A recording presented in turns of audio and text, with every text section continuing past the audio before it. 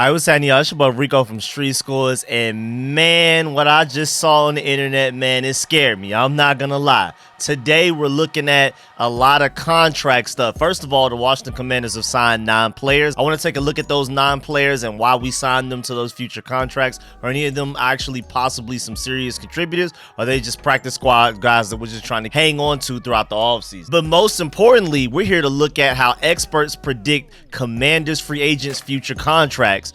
Is Deron Payne really worth $14 million a year? Is Heinicke really worth $20 million a year? We're using Spot Track as a reference, and they are typically accurate with a lot of their predictions. They also predict Trey Turner and Wes Schweitzer's future contracts as well, so we got to dive into all of that and also look at all of the potential 2023 Commanders free agents and who we should bring back and potentially for how much. I mean, it's a lot of contracts, a lot of free agents, and we even got to look ahead at some of the guys that are coming up in like 2024 as well. Guys that we may want to pay this cycle. There may be some guys we want to go ahead and pay ahead of time, even though they're not free agents this offseason, but we also want to take a look at the guys that are free agents this offseason especially. We're going to get them out the way first. But before we dive into all of that, make sure you subscribe to the channel, hit the bell next to the subscription button so you get notification immediately.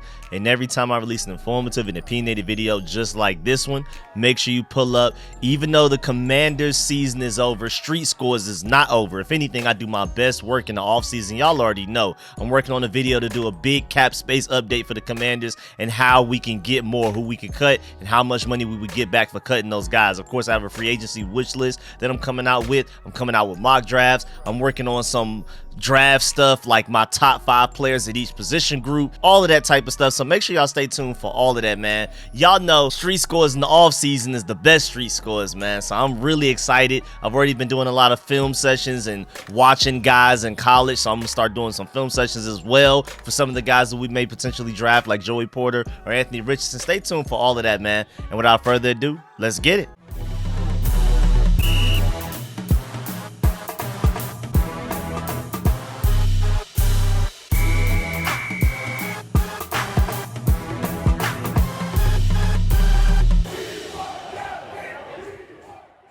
All right, so first of all, the Commanders signed guard Nolan Laufenberg, wide receiver Kyrick McGowan, and wide receiver Alex Erickson, defensive backs Troy Apke, and defensive end William Bradley King, cornerback DeMarcus Fields, quarterback Jake Fromm, a Georgia Bulldog, and also tackle Aaron Montero and guard Keaton Sutherland. All the future contracts. And out of all of those guys, I mean, maybe Alex Erickson as a returner and a backup receiver, maybe William Bradley King as a defensive end. Maybe those guys are destined to contribute to this team on Sundays in the regular season at some point, but pretty much all of these guys, especially the vast majority of them, are guys that we're just going to have on the 90-man roster throughout the offseason. They'll have their chances to compete, but I'm not expecting any of these guys to make the 53-man roster when it's all said and done by the time we get to August of 2023. So, important news to keep track of, but also nothing too major that's going to really impact the team, but we'll see. You never know, man. Maybe William Bradley King becomes a dominant defensive end somehow. I doubt it, but there's a chance. Kyrick McGowan, maybe he becomes that returner that we've been looking for, because Dax Milne is safe. He doesn't muff punts, but it would be nice to have an electric guy back there to catch some punts. Maybe flip the field, maybe even get a touchdown, score some points for us. But now it's time to move on to these 2023 unrestricted free agents.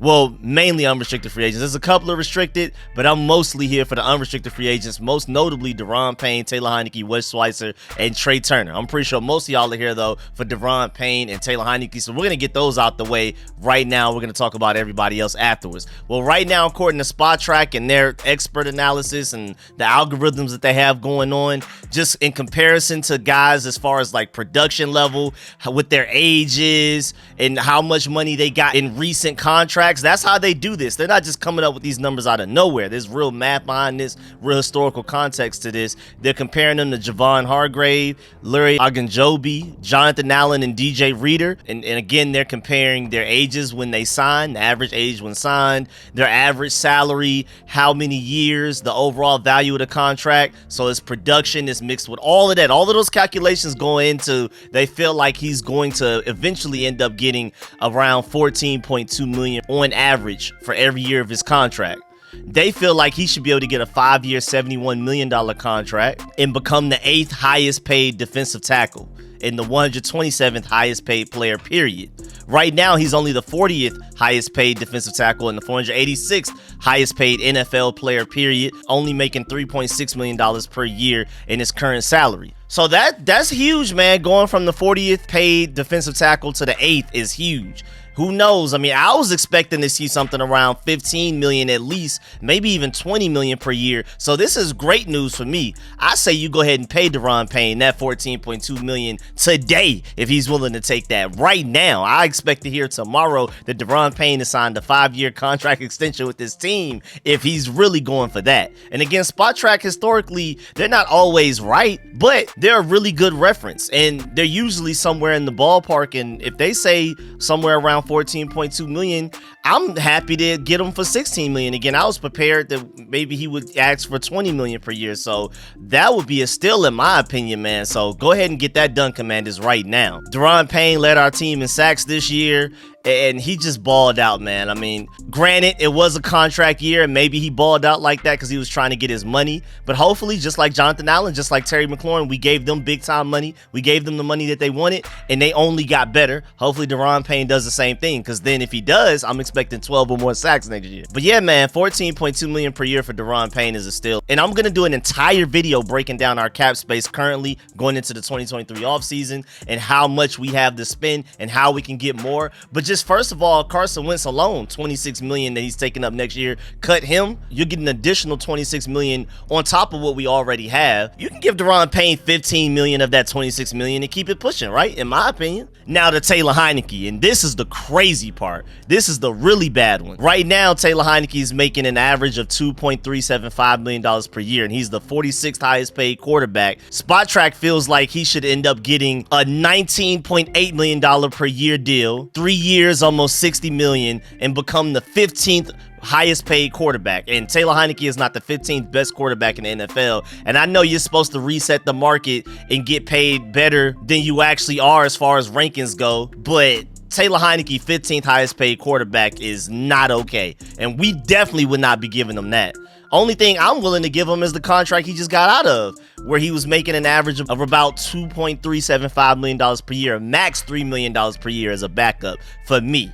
If somebody wants to pay him starting level money, they can have him. Love you, Taylor Heinicke. Again, somebody from the Metro Atlanta area, I'm rooting for you to go crazy. And honestly, as long as it's not us, I want him to get paid as much money as possible. I would love it if somebody paid Taylor Heinicke the most quarterback money in NFL history. But it definitely should not happen here for the Commanders. He's not that good, straight up. They're comparing him to Teddy Bridgewater, Ryan Tannehill, Andy Dalton, and Jimmy Garoppolo based on their ages, the age that they were when they signed their contracts that they're currently in, the average salaries, the value of their contract, and how long their contracts went. Again, it's a lot of math and historical context to this, and they came up with the fact that they feel like Taylor Heinicke should be able to get $19.8 million per year. Again, I'm not going above 3, me personally, but hey, more power to him if he can go get that from anybody out here in the NFL. I really hope he does, but again, as long as it's not the Commanders, I'm cool with it. I mean, they even go to break down statistical comparisons, like as far as game played percentage, passing yards per game, passing touchdowns per game, and they compare them to those other guys, Teddy Bridgewater, Ryan Tannehill, Andy Dalton, and Jimmy Garoppolo, and back that $19.8 million per year with actual statistics and context. So if you want to go check that out, go to Spot Track and check out all of the detailed stuff. I'm just here to present the money that Spot Track is predicting for each guy. Moving on to Wes Schweitzer, who's our backup interior lineman. He was our starting center for the last couple of games. He's supposed to be our backup right and left guard when we need him, but Chase Roulier can't stay healthy, and that's one thing I'm definitely going to talk about in the cap space video. It's time to move on from Chase Roulier. We're going to talk about that. But I mean, either way, we went through like 4 or 5 centers this year, and Wes Schweitzer was like the 5th, and he ended up having to start the last few games. They feel like, even though I feel like he's a backup interior offensive lineman, Wes Schweitzer, love him, but I don't want to go into a season assuming that he's your starter at any position on the offensive line. Love him as a backup, top tier backup, but Spot Track thinks he should be able to go out there and get $13.8 million per year, which is pretty insane to me. Right now, he's already making $4.5 million per year from his previous contract. He was the 23rd highest paid guard in the NFL. well. They think he can go out there and become the 6th highest paid guard. And again, as a backup, I think that's highly unnecessary. Love Wes Schweitzer, but I'm not paying him anything more than $5-6 million per year. $13.8 million per year, man. If somebody is willing to give him that, more power to him, man. Just like Taylor Heinicke. Rock with him. Would love for you to stay. But if you're really out there looking for that kind of money, you're just going to have to go somewhere else other than the Commanders to get that one, man. I ain't going to lie. I would love to keep Wes Schweitzer. Great depth. But $13.8 million per year, 6th highest paid guard, is pretty insane to me. I'm not going to lie.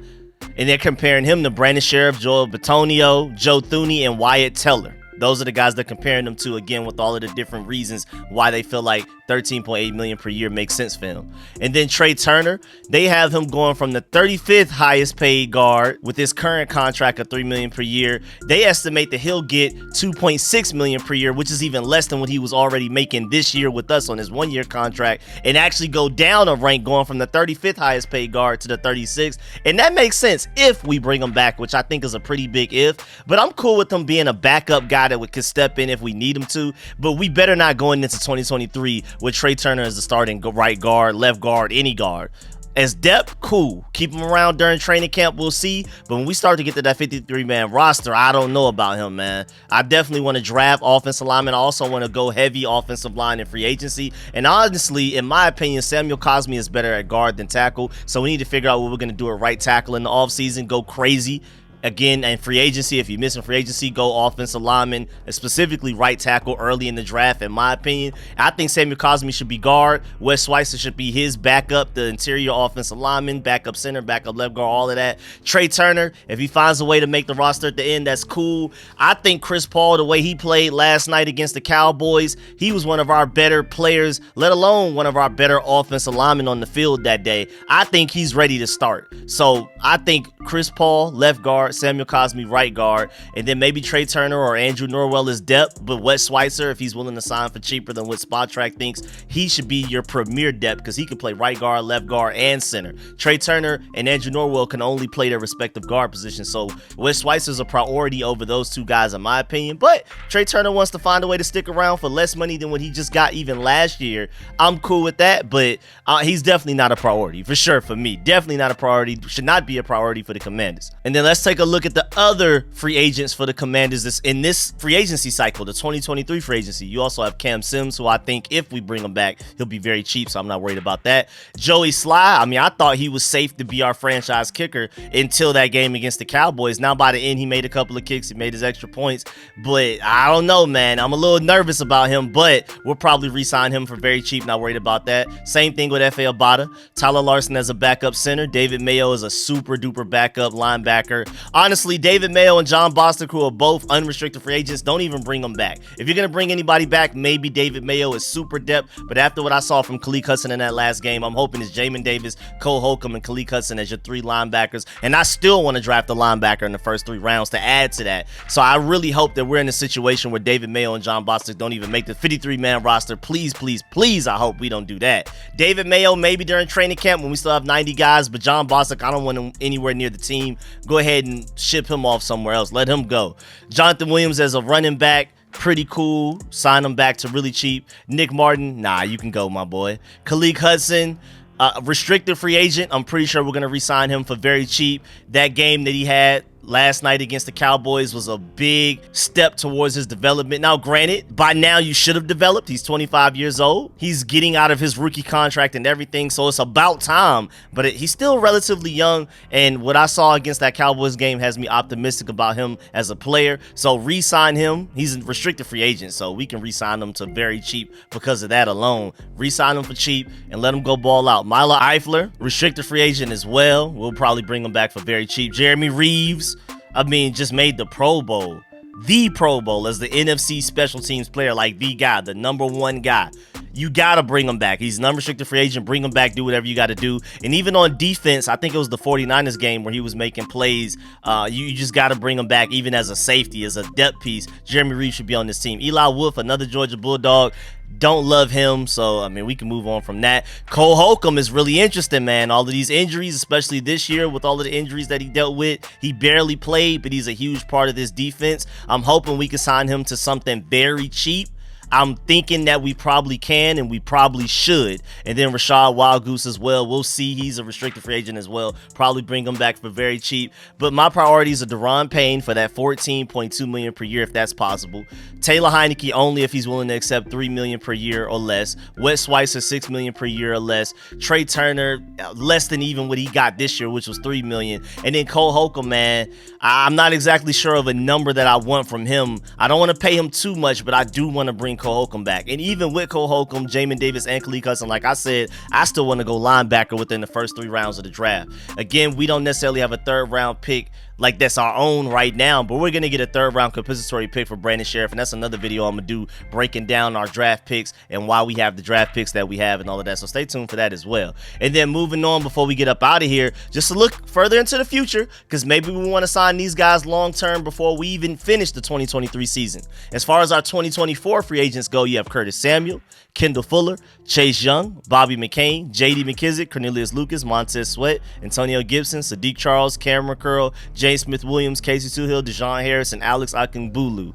That is a crazy list, man, because I want to pay Cameron Curl, I want to pay Antonio Gibson, Montez Sweat, Chase Young, Curtis Samuel, maybe even Kendall Fuller, maybe Cornelius Lucas, how we're feeling about him, maybe even Bobby McCain for extremely cheap. J.D. McKissick will be nice, but I'm pretty sure we're just going to go ahead and move on from him. Between him getting hurt and even when he was healthy, we barely used him. So I've already accepted the fact that J.D. McKissick may even leave this offseason, and we may just cut him or let him go to another team, maybe trade him or something like that. And then Casey Suhill balled out. I think we should bring him back for very cheap. James Smith-Williams was really good.